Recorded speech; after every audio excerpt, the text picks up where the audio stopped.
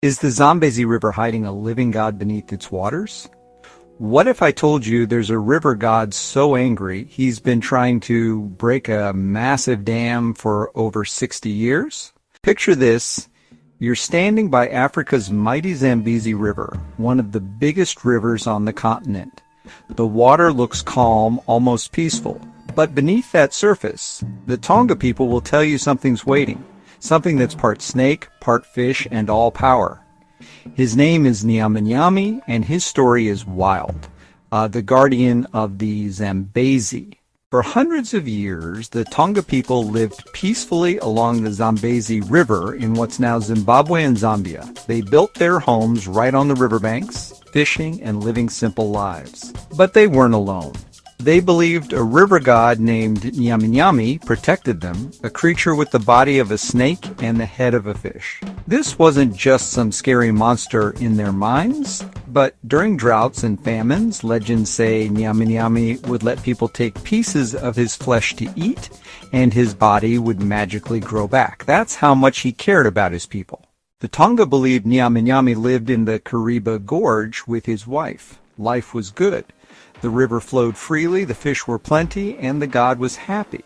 But then humans decided to mess with nature. In the 1950s, governments decided to build the Kariba Dam across the Zambezi to create electricity. The Tonga people freaked out. They warned the builders, "You can't do this. Nyamanyami won't allow it. You're going to separate him from his wife." But nobody listened to them. Construction started in 1956. Trees got cut down. Roads were built. Workers poured in from everywhere. The Tonga people had to leave their homes and move to higher ground because the rising waters would flood everything. They watched their whole world get destroyed, but they stayed confident. They knew Nyamanyami would fight back. And boy, did he ever.